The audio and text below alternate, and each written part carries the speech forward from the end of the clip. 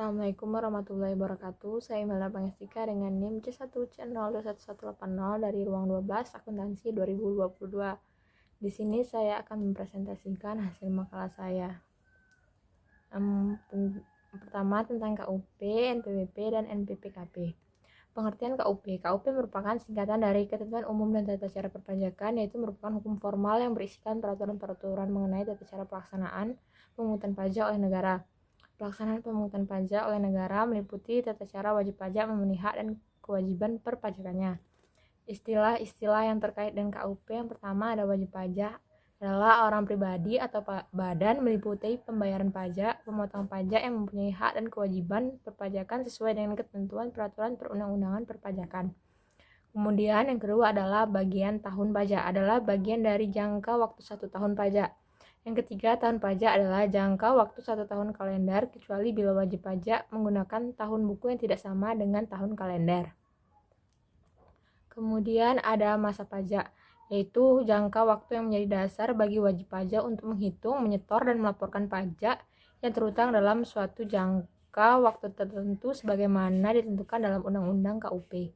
Masa pajak dengan 1 bulan kalender atau jangka waktu lain yang diatur dengan Peraturan Menteri Keuangan paling lama 3 bulan kalender.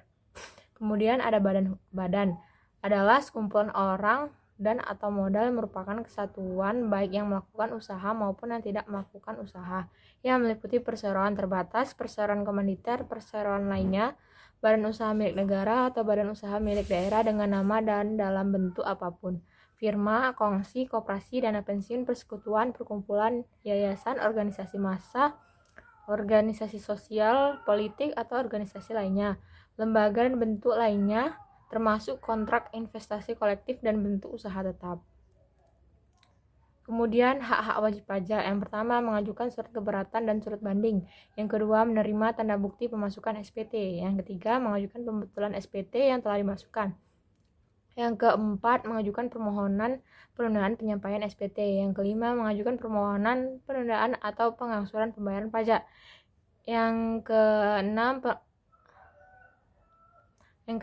mengajukan permohonan perhitungan pajak yang dikenakan dalam surat ketetapan pajak. Yang ketujuh, meminta pengembalian kelebihan pajak. Yang kedelapan, mengajukan permohonan penghapusan dan pengurangan sanksi serta pembetulan surat ketetapan pajak yang salah. Yang kesembilan, memberi kuasa kepada orang yang melaksanakan kewajiban pajaknya. Yang ke-10, meminta bukti pemotongan atau pemungutan pajak. Yang ke-11, mengajukan keberatan atau banding. Kemudian ada kewajiban wajib pajak. Yang pertama, mendaftarkan diri untuk mendapatkan NPWP. Yang kedua, melaporkan usahanya untuk dikukuhkan sebagai PKP. Yang ketiga, menghitung dan membayar sendiri pajak yang benar. Yang keempat, mengisi dengan benar SPT atau SPT ambil sendiri dan memasukkan ke kantor pelayanan pajak dalam batas waktu tertentu. Yang kelima, menyelenggarakan pembukuan atau pencatatan. Yang keenam, jika diperiksa, wajib A. memperlihatkan dan atau meminjamkan buku atau catatan, dokumen yang menjadi dasarnya, dan dokumen lain yang berhubungan dengan penghasilan yang diperoleh kegiatan usaha, pekerjaan bebas wajib pajak atau subjek yang terutang pajak. Yang B. memberikan kesempatan untuk memasuki tempat atau ruangan yang dipandang perlu dan memberi bantuan guna kelancaran pemeriksaan. Yang ketujuh, apabila dalam waktu mengungkapkan pembukuan, pencatatan, dan dokumen serta keuangan yang diminta wajib pajak yang terikat oleh suatu kewajiban untuk merahasiakan itu ditiadakan oleh permintaan untuk keperluan pemeriksaan. Kemudian ada wewenang fiskus. Yang pertama adalah menerbitkan surat ketetapan pajak. Yang kedua, menerbitkan surat tagihan pajak. Yang ketiga, menerbitkan keputusan. Dan yang keempat, melakukan pemeriksaan. Yang kelima, melakukan penyegelan. Dan keenam, melakukan pengangkatan pejabat. Kemudian ada kewajiban fiskus. Kewajiban fiskus terdiri dari dua, yaitu kewajiban umum dan khusus. Kewajiban umum yaitu memberikan bimbingan, penyuluhan, dan penerangan kepada wajib pajak agar mereka memiliki pengetahuan dan keterampilan yang dapat membantunya dalam melaksanakan hak dan kewajiban perpajakannya.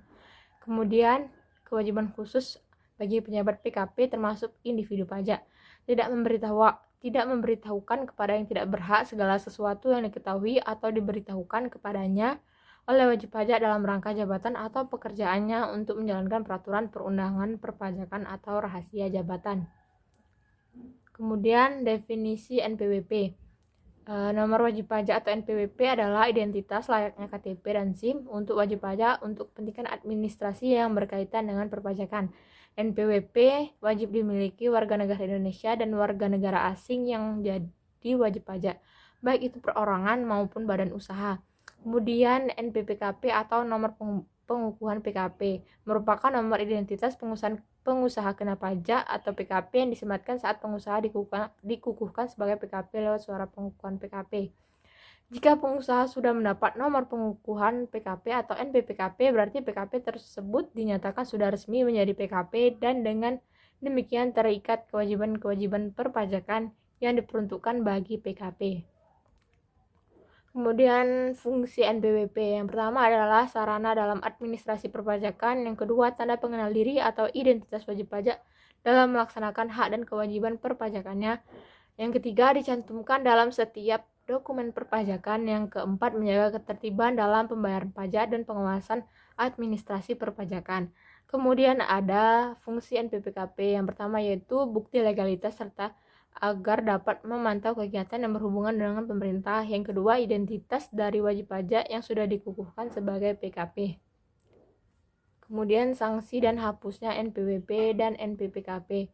Setiap orang yang dengan sengaja tidak mendaftarkan diri atau menyalahgunakan atau menggunakan tanpa hak NPWP dan NPPKP sehingga dapat merugikan pendapatan negara, maka akan dipidana dengan pidana paling cepat 6 bulan dan paling lama 6 tahun dan denda paling tinggi 4 kali jumlah pajak yang terutang yang tidak atau kurang bayar.